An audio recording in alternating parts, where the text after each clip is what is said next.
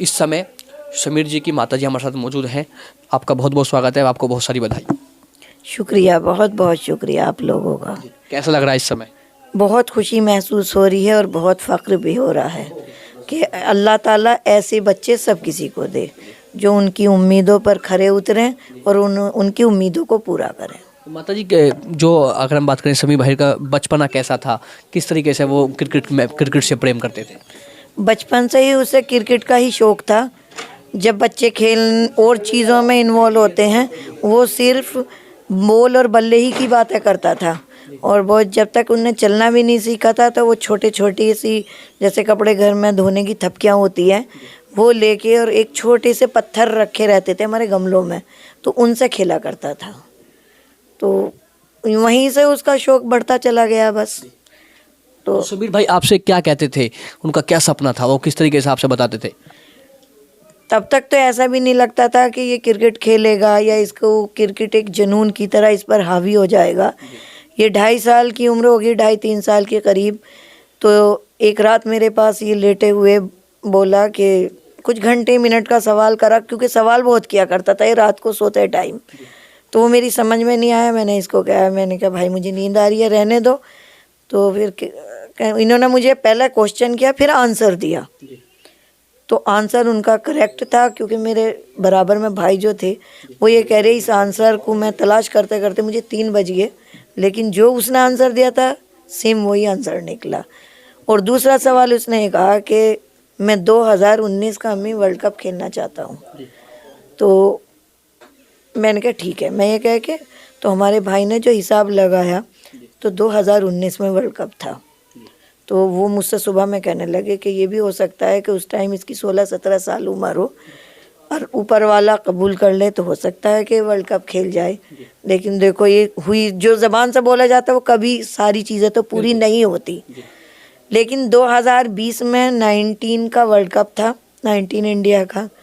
तो मुझे लगा कि इसमें ज़रूर खेलेगा, लेकिन एक रूल के तहत वो नहीं खेल पाया, जो राहुल सर ने बनाया था उसके तहत नहीं खेल पाया, नहीं क्योंकि उसकी मेहनत, उसकी लगन, और यहाँ आके वो थोड़ा सा मायूस हो गया था।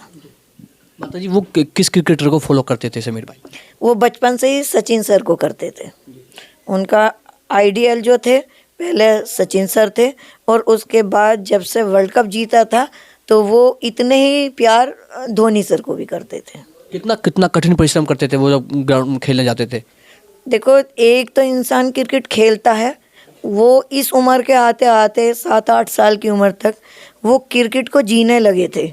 उनके दिन रात सिर्फ सर पर जो सवार रहता था वो सिर्फ क्रिकेट रहता था, और दिन में प्रैक्टिस करनी और रात में उसके ख्वाब देखने, क्योंकि वो मेरे पास सोता था, उसके हाथ पैर चलते हुए मैं देखती थी, क्योंकि मेरी चोट भी बहुत सी बार लग जाती थी, क्योंकि खेलते में जैसे वो, और बोल भी देते थे कभी मुँह से के छक्का चौका, में इसके रात को भी चौके छक्के नहीं रुकते।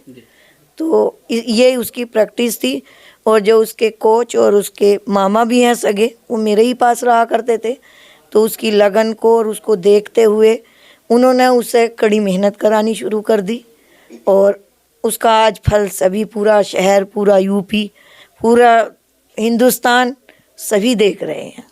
इतनी छोटी सी उम्र में इतना बड़ा काम उन्होंने किया है, तो कितना गर्व हो रहा है इस समय? इस टाइम सबको ही एक फ़ख्र है उस पर, और यही उम्मीदें हैं कि जो शहर में हैं या यूपी में हैं, जो बच्चे टैलेंटेड हैं वो सब इस मुकाम पे पहुँचें, और सबके माँ बाप को और जो दोस्त अहबाब जो भी हैं सबको ऐसा ही फ़ख्र महसूस हो। देखिए, हम देखते हैं बेटे की कामयाबी में माता पिता का बहुत बड़ा रोल होता है। जो समीर भाई की तरह और भी जो क्रिकेटर बनना चाहते हैं, उनसे आप क्या कहना चाहोगे? मैं यही कहना चाहूँगी उनके माता को भी, पिता को भी, कि तरक्की की में रुकावट ना बने, बल्कि उनको सपोर्ट करें।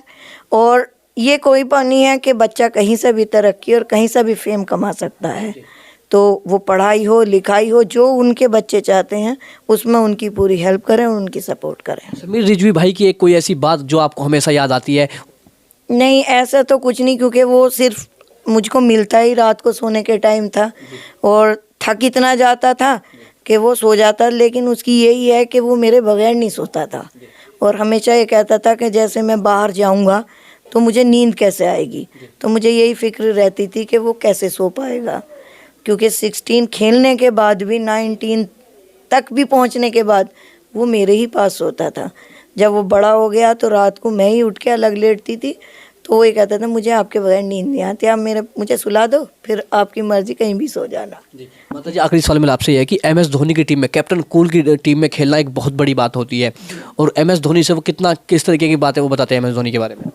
देखो IPL ही एक बहुत बड़ा नाम है, यहाँ तक पहुँचते पहुँचते बहुत लोग नर्वस हो जाते हैं, और ये भी कई बार हुआ है, क्योंकि उसमें टीम में आ जाता था, कभी प्लेइंग नहीं मिल पाती थी, कभी कुछ नहीं हो पाता था, तो ये कहता था यहाँ तक पहुँचने में।